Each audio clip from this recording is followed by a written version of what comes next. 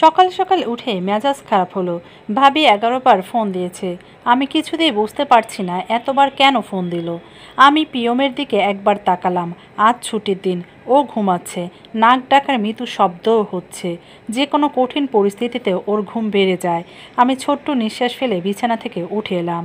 চায়ের পানি বসে পুরো ব্যাপারটা আরও একবার ঝালিয়ে নিয়ে ভাবলাম মাকে কি করে বুঝিয়ে বলবো সব কিছু। তার পাগলামিতে সাড়া দেওয়া যায় না। কঠিনভাবে না, সহজভাবে বোঝাতে হবে। কঠিনভাবে বোঝাতে গেলে বিপদ। মা আজকাল যে পরিমাণ আহ্লাদি আচরণ করছে, যে কোনো একটা কাণ্ড বাঁধিয়ে ফেলা তার পক্ষে অসম্ভব কিছু না। চা নিয়ে বসতে মোবাইলটা আবারও বেজে উঠল। আমি কপাল কুঁচকে তাকালাম। আবারও ভাবি। এবার ফোনটা রিসিভ করলাম। হ্যালো বলতে ওপাশে ভাবির উত্তেজিত কণ্ঠস্বর ভেসে এলো। হ্যালো, তারা ফোন ধরছো না কেন? আমি বিরক্ত গলায় বললাম, ভাবি আজ আমাদের দুজনেরই ছুটির দিন, ঘুমোচ্ছিলাম, এতবার কল করছো কেন?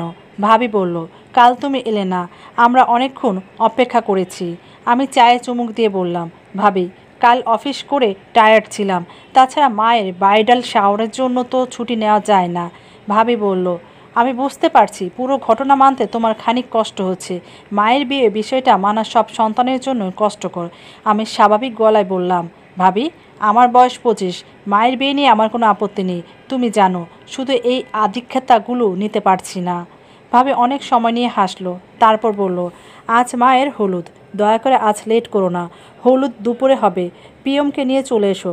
আচ্ছা ভালো কথা, তোমার শ্বশুর শাশুড়ি কাল আসছেন তো? আমি কি আরেকবার ফোন করে রিমাইন্ডার দিব? আমি রুক্ষ গলায় বললাম, ভাবি প্লিজ, তোমাকে রিমাইন্ডার দিতে হবে না। মা কোথায়? মাকে ফোনটা দাও তো। এবার ভাবি এক মুহূর্ত চুপ করে রইল। তারপর ধীরে ধীরে বলল, মাকে একটু শুতে পাঠিয়েছি। জরুরি কিছু? আমাকে না হয় বলো। আমি বললাম, মাকে অনলাইন দেখাচ্ছে ফেসবুকে, তুমি কি ইচ্ছে করে ফোনটা দিচ্ছ না? ভাবি থতমত খেয়ে বলল, এই না রে, তাহলে বোধহয় উঠে গেছে, আমি একটু চেক করি। আমি অধৈর্য হয়ে বললাম, ভাবি মাকে ফোনটা দাও। ভাবি এবার শান্ত গলায় বলল, আজ এমন কিছু বলো না তার মন খারাপ হয়, প্লিজ। আমি আবারও রুক্ষ গলায় বললাম, মাটা আমার ভাবি, আমি না হয় বুঝেই নেব।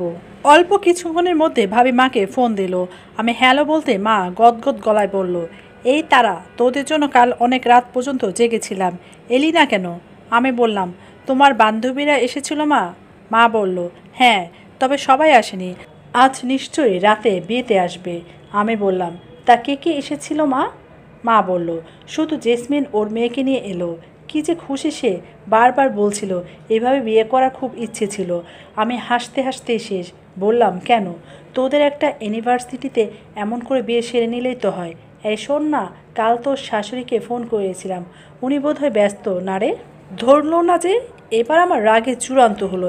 এসব আধিক্যতা কতক্ষণ মেনে নেওয়া যায়? কাল রাতেও পিয়ম কেমন কটাক্ষ করে বলছিল, কজনের ভাগ্য হয় বলো শাশুড়ি বিয়ে খাবার। আমি অনেক লাকি, কি বলো? কলিগরাও তাই বলছিল। আমি পিয়মকে বললাম, সবাইকে না বললে কি হতো না পিয়ম? পিয়ম ভূ নাচিয়ে বলল, সে কি এত বড় অনুষ্ঠান না বলে কি করে? তুমিও না তারা। আমি বাকরুদ্ধ হয়ে গেলাম। এবার মাকে বললাম, মা তোমাকে একটা রিকোয়েস্ট করি, প্লিজ আমার শ্বশুরবাড়িতে ফোন করো না, তারা সবাই ব্যস্ত, যেতে পারবে না। আমি আর পিয়ম আসছি, তবে হলুদে যাব না, রাতে বিয়েতে যাব। মা ছোট্ট করে একবার আচ্ছা বলল। আমি ফোন রাখলাম। খুব ভালোই বুঝতে পারছি মায়ের রাগ হয়েছে। এত তুচ্ছ ব্যাপারে মা আজকাল রেগে যাচ্ছে বলার বাহিরে। প্রায় সাথে সাথেই ভাইয়ার ফোন পেলাম।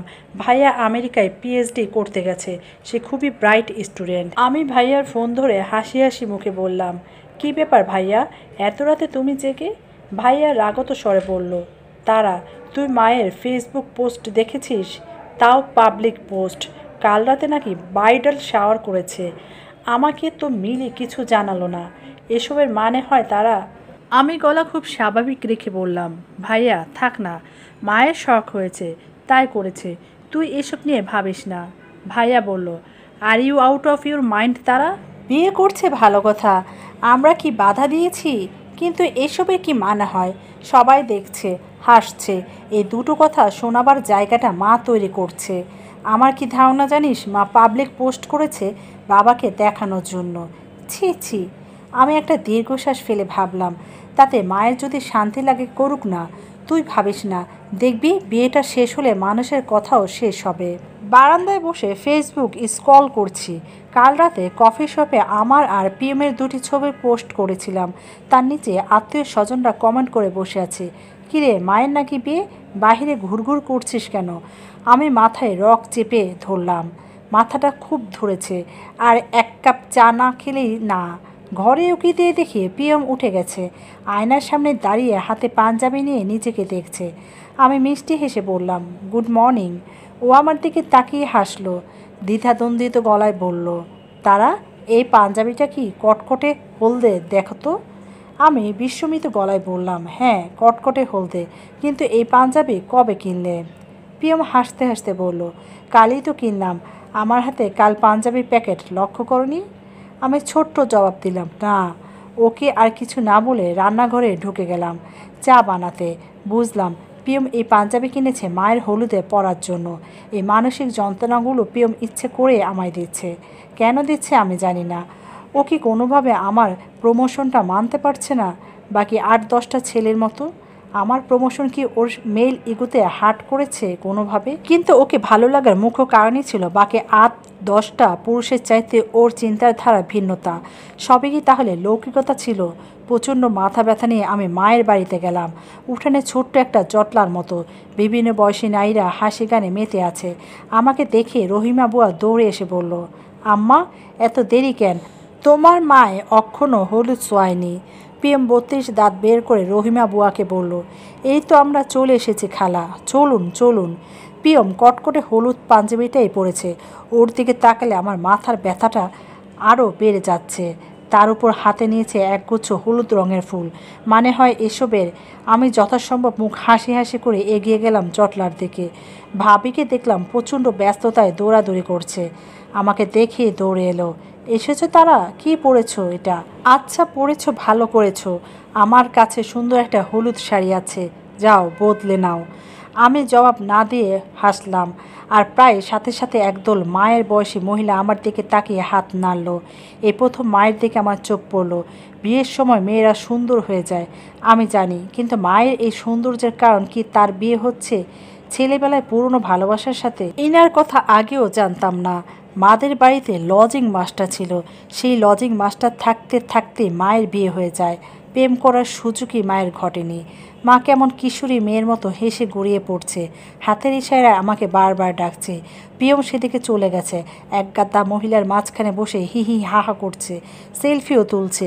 মাই গড, নিশ্চয়ই এখন সে এটা ইনস্টাগ্রামে স্টোরিতে দেবে। কি ভয়ঙ্কর, কি ভয়ঙ্কর। আমি মূর্তির মতো দাঁড়িয়ে রইলাম। হঠাৎ ভাবি আমাকে ধাক্কা দিয়ে বলল, এখনও দাঁড়িয়ে রইলে যে, যাও না ভেতরে, আমার সাথেও কাছে হাত লাগাও ভাই। আমি ভাবির হাতে হলুদ রঙের চারকোনা কেকটা দেখলাম, তাতে লেখা মায়ের হলুদ ছোঁয়া।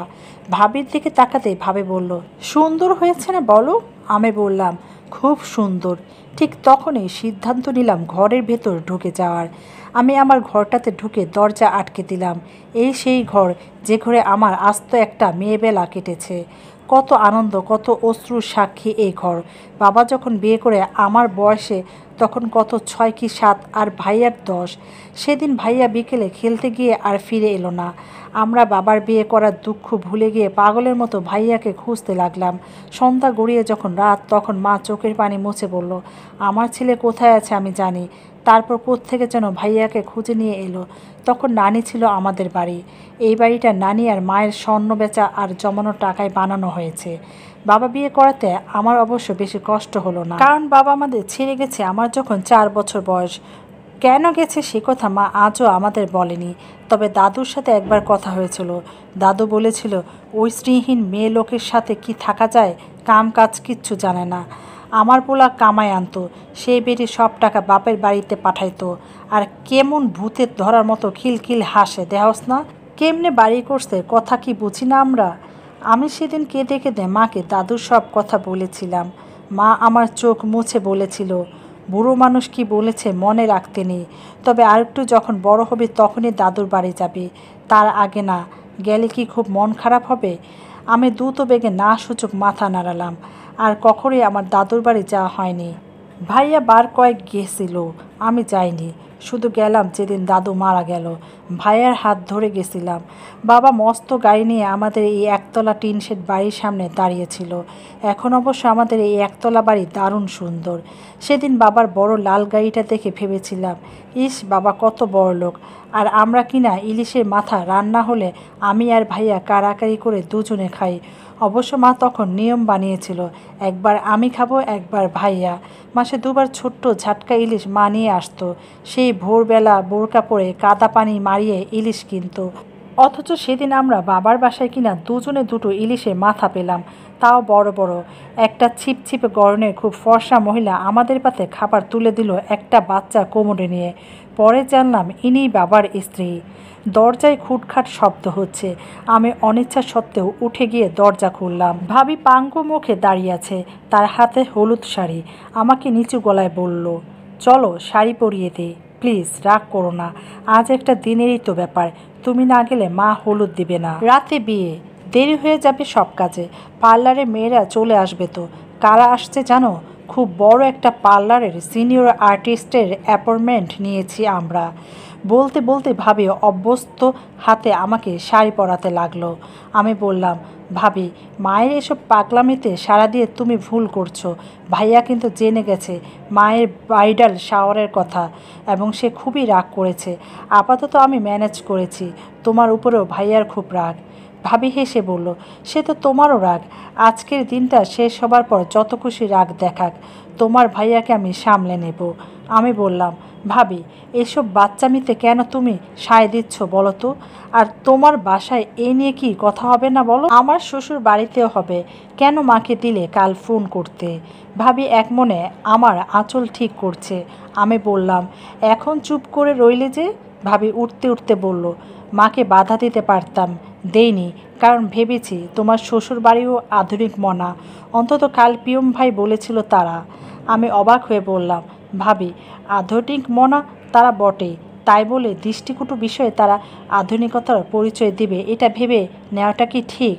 ভাবি বলল, বিয়ে করাটা বুঝি দৃষ্টিকটু, নাকি বয়সটাই তোমার কাছে প্রধান? আমি প্রচণ্ড বিস্মিত গলায় বললাম, কি বলছো তুমি ভাবি? মায়ের বিয়ের ব্যাপারটা প্রথমে আমিই জানিয়েছিলাম তোমাদের, আমার কখনোই আপত্তি ছিল না। কিন্তু ভাবি সব কিছুর একটা বয়স আছে। এই জাঁকজমক বিয়ের অর্থ নেই। তবে একটা অনুষ্ঠানে আমি বা ভাইয়া কেউই মানা করিনি, তাই বলে এতটাই ভাবি? আমাকে, ভাইয়াকে, পিয়মকে প্রতিদিন কত কথার সম্মুখীন হতে হচ্ছে ধারণা আছে তোমার? আচ্ছা, তার জমকালো বিয়ের এতই শখ ছিল, অল্প বয়সে বিয়ে করলেই তো হতো, কিন্তু এখন কেন? বাবার প্রতি প্রতিশোধ? উত্তর আছে তোমার কাছে? তার এই পাগলামির জন্য আমরা কতখানি বিব্রত হয়ে আছি তার একটু খেয়ালও মায়ের নেই। এই যে তুমি মাকে সায় দিচ্ছ, কই তোমার বাড়ি থেকে তো কেউ এলো না? এবার ভাবি একটা লাল ছোট্ট টিপেনে আমার কপাল মাঝ বরাবর বসিয়ে দিল, যেন কিচ্ছুটি শুনতে পায়নি সে। তারপর বলল, পিয়ম কিন্তু দারুণ এনজয় করছে, বলেই আমার জানলার পর্দা সরিয়ে দিল। আমি দেখলাম পিয়ম হাতে ছোট্ট একটা ঢোল নিয়ে তালে তালে সবার সাথে গাইছে, লীলাবালি বড় যুবতী সৈগ।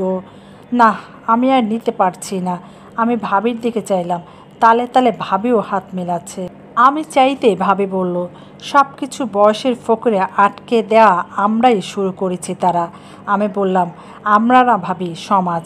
ভাবি বলল, আমরাই সমাজ, আমাদের নিয়ে সমাজ, আর এই নিয়মগুলো আমরাই বাঁচিয়ে রাখি। শুধু বলবো এই একটা দিনের ব্যাপার, একটু মানিয়ে নাও তারা। তারপর গলা উঁচিয়ে বাহিরটা দেখে নিয়ে বলল, আমার ভাই বোন চলে এসেছে। ডালা বানাতে বানাতে কত দেরি করেছে দেখলে অবস্থা। এবার এসো, মাকে হলুদ ছোঁয়াও। আমি কিং কর্তব্য বিমূঢ় হয়ে ভাবির পিছু পিছু এগিয়ে গেলাম। শুধু বললাম, ভাবি অফিসে যেতে হয় না তো তোমার, তুমি বুঝবে। এই আশা করাই আমার বোকামি ছিল। ভাবি আমাকে একবার দেখে নিয়ে ভিড়ের ভিতরে মিশে গেল। মাকে সাজানো হচ্ছে, মা ছোট্ট কিশোরীর মতো লজ্জায় বারবার মুখ নুয়ে ফেলছে। সেই দৃশ্য কিছুক্ষণ দেখে আমি উঠে যাব, তখনই মা বলল, কী রে যাচ্ছিস কই? তুই আর মিলি একসাথে সাজতে বসবি? আচ্ছা মিলিকে একটু ডেকে আনতো। আমি জড়মূর্তির মতো এগিয়ে গিয়ে বাইরে এলাম। বুক ভরে একটু নিঃশ্বাস নিয়ে বাইরে তাকালাম। পুরো বাড়ি আলোয় ঝলমল হয়ে আছে। গেটের উপর লেখা মায়ের বিয়ে দেখে আমার কান চোখ ঝাঁঝা করতে লাগলো। উৎসুক মানুষ আমাদের লোহার গেটের ফাঁকে দিয়ে উকিঝুঁকি মারছে। আমি সেদিকে না তাকিয়ে পিয়ম আর ভাবিকে খুঁজলাম। ভাবি একাই দৌড়ে এলো, বলল, বরকে খুঁজছো বুঝি? সে রান্নার তদারকি করছে। চলো, মা ডাকছে আমাকে আর তোমাকে। আমি ভাবিকে বললাম, তুমি যাও, আমি আসছি বলেই হনহনিয়ে হেঁটে খুঁজে বের করলাম পিয়মকে। পিয়ম মাথায় গামছা বেঁধেছে, ওর হলুদ পাঞ্জাবি ঘামে ভিজে একাকার। আমি ওর দিকে তাকিয়ে চোখ রাঙিয়ে বললাম, রান্না কি তুমি করছো? এখানে দাঁড়িয়ে আছো কেন? পিয়ম চোখ বড় বড় করে বলল, আরে আশ্চর্য কথা তারা, শ্বশুর মশাই একটু পরে এসে পৌঁছাবেন। জামাই হিসেবে শ্বশুর আদর করা কি আমার দায়িত্ব না? ভাবতে পারছো ইতিহাস হয়ে থাকবে মায়ের এই বিবাহ।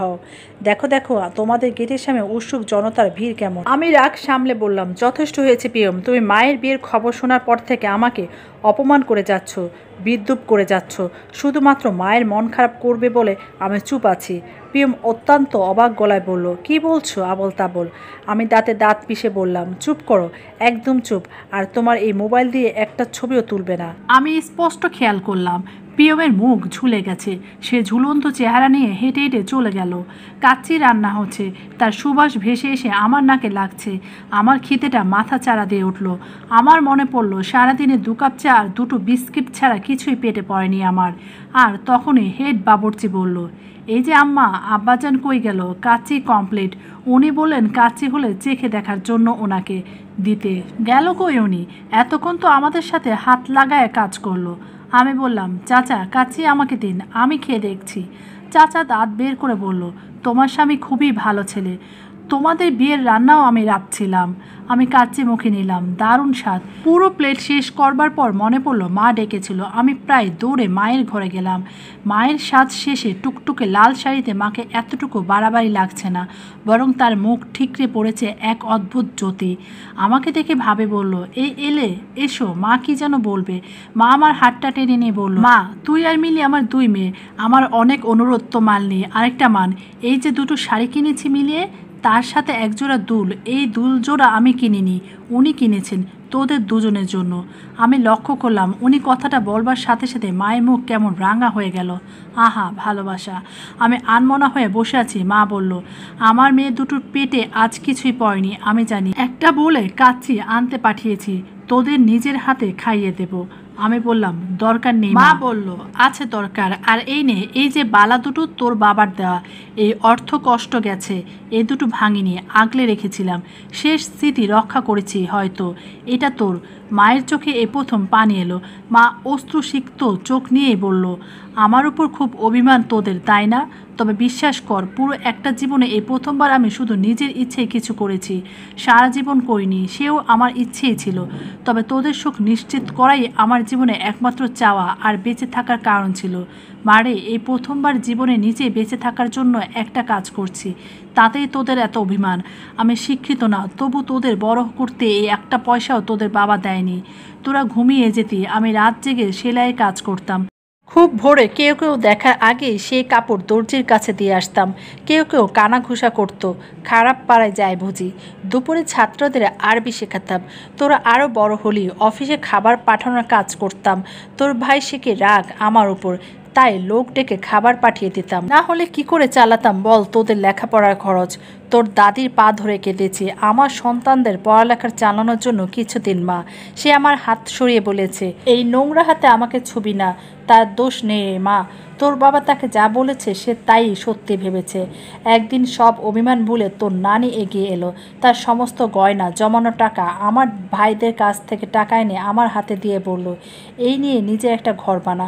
তোর একটা মেয়ে আছে, সে যেন কোনোদিন না ভাবে তার ঘর নেই, সে ঘর ছাড়া। মা আজও তাই তোর ঘরটা প্রতিদিন ঝেড়ে মুছে পরিষ্কার করি, যেন হঠাৎ একদিন এই ঘরে এসে তোর বিছানায় শুয়ে তুই ভাবতে পারিস এইটা আমার ঘর।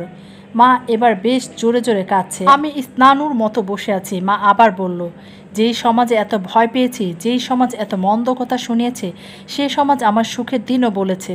বাজে কাজের টাকা দিয়ে ছেলে এখন বিদেশ আর মেয়ে বড় চাকরি করে, কিন্তু কোনোদিন একবেলা খাবার হাতে এসে বলেনি আজ কি খেয়েছেন আপা। কোনো দিন ভাতের টান পড়তো, আমি হাসি মুখে তোদের বলতাম প্রতিদিন ভাত খাওয়া অসহ্য, আজ চল খুদের যাও খাই। সেই খুদ যে গোপনে অল্প টাকায় কিনে আনতাম, তার সাথে রসুন পুড়িয়ে মরিচ ভর্তা করে একটা ডিম বেশি পেঁয়াজ দিয়ে ভেজে দিতাম যেন ডিমটা বড় লাগে। তোরা দুই ভাই বোন কি আরাম করে খেতে। আমার কি যে দুটি লক্ষ্মী বাচ্চা হয়েছে, এই আল্লাহর কাছে শুক্রিয়া। আজও তোদের খুদের ভাত প্রিয়। মায়ের দুচোখ বেয়ে নেমে আসছে জলধারা। আমি স্থবির হয়ে বললাম, তাই মাঝে মাঝে বলতে, বড়দের মাঝে মাঝে না খেয়ে ঘুমোতে হয়, তাহলে শক্তি ঠিক থাকে না। তাই প্রায় রোজা রাখতে, তাই না মা? মা আমার এ কথারও উত্তর দিল না, তার বদলে বলল, এই সমাজ আমার ভালো মন্দ কোনো সময়ের কথা শোনাতে ছাড়বে না। তবে তাও কেন, সারা জীবন লোকে কি বলবে এটা ভেবে কাটিয়ে দেব। সমাজের নতুন নিয়ম একজন একজন করে তৈরি না করলে বদলাবে কি করে মা? আমি কোনোদিন তোদের বাবাকে ঘৃণা করা শেখাইনি। সে আমাকে ছেড়ে গেছিল ঠিকই, তোদের দায়িত্ব পালনে পিছপা হয়নি। আমার আত্মসম্মান আমাকে বাধা দিয়েছে। তার সাহায্য নিলে হয়তো তোদের আরও ভালোভাবে বড় করতে পারতাম। আমি তোকে ডেকেছি ক্ষমা চাওয়ার জন্য, আমাকে ক্ষমা কর। আমি তোদের মন মতো মা হতে পারিনি। ফেসবুকে তোর বাবাকে প্রায় দেখি ঠিকই, কিন্তু আমি ছবি দেই তার কারণে না, আমার খুশিতে। তোদের বিয়ে হয়েছে, আজ আমি ঝাড়া হাত পা, তাই নিজের মতো করে বেঁচে থাকার আনন্দ খুঁজি, সমাজের ভয়ে লুকিয়ে না দেখিয়ে। তাতে যার যা ভাবনা ভাবুক, আমার কি এসে যায়। ভাবি মায়ের গলা জড়িয়ে বলল, তাই তো তুমি সব সময় বলো লোকে কি বলবে তা ভেবে অস্থির হবি না, তুই কি ভাব সেটা দেখ। দিন শেষে আয়নায় নিজের মুখোমুখি হতে পারলে তুই সঠিক। মা চোখে পানি নিয়ে হাসলো, আমি শুধু নীরব বসে রইলাম। কত প্রশ্ন মনে এলো তা মনেই রেখে দিলাম। মা বলল, তোদের বাবাকে নিয়ে অনেক প্রশ্নের উত্তর আমি দেইনি, কারণ সে খারাপ স্বামী হতে পারে, খারাপ বাবা না। বাবা মাকে ঘৃণা করে বড় হওয়ার যাতনা আমি তোদের দিতে চাইনি, তাহলে বিয়ের প্রতি তোদের ঘৃণা জন্মাতো। তারা অনেক ভালোবেসেও দুটো মানুষ এক ছাদের নিচে থাকতে পারে না। তারাও মানুষ, বাবা মায়ের আগে তাদেরও সীমাবদ্ধতা আছে। আমাদের অপারগতা তোদের বোঝাই হবে বা কেন। তাই তোরা বড় হবার পর বলেছি, প্রেম ভালোবাসা তখনই করবি যখন জীবনের শেষ অবধি থাকার মনোবল থাকবে। যখন বুঝবি মনোবল আছে তখনই বিয়ে করে নিবি। এই যে তোরা কত সুখে আছিস। আমি দীর্ঘশ্বাস ফেললাম। আসলেই কি আছি সুখে প্রিয়মের সাথে? এবার ভাবি বলল, অনেক হয়েছে, বরযাত্রী চলে আসবে এক্ষুনি, কেঁদে মেকআপ আর নষ্ট করো না, আজই তো চলে যাবে আমাদের ছেড়ে। মা ভাবির কান মলে দিয়ে বলল, কে বলল চলে যাব? আমরা সিদ্ধান্ত নিয়েছি এ বাড়িতেই থাকবো। আমার ছেলে মেয়েদের মায়ের বাড়ি থাকবে না, তা কি হয় নাকি? আর তুই এত সহজে শাশুড়ি জ্বালা থেকে মুক্তি পাচ্ছিস না মিলি। মিলি মাকে জোরে ধরে কেঁদে দিয়ে বলল, সত্যি মা যাচ্ছ না? মা খুব হাসলো, ছোট্ট খুকির মতো। আমি দূর থেকে ভাবলাম, ভাবির মতো করে আমি কেন মাকে বুঝিনি। শুধু সে আমার মা বলে সব ভুল ভ্রান্তির ইচ্ছে উদ্বেগ থাকবে এমন ভাবনা কেন ভেবেছি আমি। মা আর ভাবিকে সে অবস্থায় রেখে আমি দৌড়ে বেরিয়ে এলাম ঘর থেকে। ছোটবেলা থেকে কেন যেন আমার কষ্ট, আমার কান্না কাউকে দেখাতে ইচ্ছে হয় না। তখনও হতো না যখন দেখতাম মা খিদে নেই বলে আমাদের খাইয়ে গভীর রাতে উঠে দুমুঠো শুকনো মুড়ি খেয়ে পানি গিলে নিত। তখনও হতো না যখন পেট খুব ভরে গেছে বলে ভাতের থালা সরিয়ে রাখতাম। মা বকতে বকতে আমার জুঠা ভাত খেত, সেই বকাতেও আনন্দ পেতাম মায়ের পেট ভরছে বলে। আমি বাইরে এসে দাঁড়ালাম, খুব কষ্ট হচ্ছে কান্না চেপে রাখতে। আমি ভাইয়াকে হোয়াটসঅ্যাপে মেসেজ করলাম, লিখলাম, ভাইয়া মায়ের মতো অন্যায় আবদারও আমাদের হাসি মুখে পূরণ করা উচিত। আর তার ছোট্ট একটা স্বপ্ন পূরণ করতে এত হিমশিম খাচ্ছি আমরা, যে তার সব স্বপ্নই অধরা রেখেছে আমাদের কথা ভেবে। এত খারাপ কেন আমরা? দূরে তাকিয়ে দেখলাম মায়ের বিয়ে লেখা ব্যানারের লাইট নষ্ট হয়েছে। পিয়ম হাঁটু গেড়ে বসে সেটা ঠিক করবার চেষ্টা করছে। আমি ওর কাছে গিয়ে দাঁড়ালাম। পিয়ম সাই করে উঠে দাঁড়ালো, যেন ভীষণ অন্যায় করেছে। আমি মিটিমিটি হেসে বললাম, এই অবস্থায় বুঝি শ্বশুর বরণ হবে? তোমার গা থেকে রীতিমতো গন্ধ বেরোচ্ছে, শিগগির কাপড় বদলাও। পিয়ম ক্যাবলার মতো মুখ করে বলল, কিন্তু মায়ের বিয়ে লেখাটা? আমি হেসে বললাম, সেটা আমি দেখছি। এবার পিয়ম পূর্ণ হাসলো। ও ঘাম সরিয়ে আমাকে জড়িয়ে ধরে বলল, তারা, আমার তারা, দেখবে আমরা ইতিহাস রচনা করব, মা হবে সবচেয়ে সুখী মা। আমি বললাম, তা তো বটে, তোমার মতো পাগলাটে মেয়ে জামাই আছে তো, এখন ছাড়ো। পিয়ম লাফাতে লাফাতে ঘরের দিকে গেল। আমি চট জলদি লাইটগুলো ঠিক করতে বসলাম। কি ভালো লাগছে লেখাটা, মায়ের বিয়ে। দূরে মায়ের উচ্ছ্বসিত গলা শুনলাম। মা বলছে, বাবা ফোন করেছিস? তোদের এখানে এখন কয়টা বাজে রে? আমি দূরে শুনলাম সানাইয়ের শব্দ। বরযাত্রী এসেছে। গল্পটি ভালো লাগলে অবশ্যই চ্যানেলটিকে সাবস্ক্রাইব করবেন, লাইক কমেন্ট শেয়ার করে পাশে থাকবেন। ধন্যবাদ।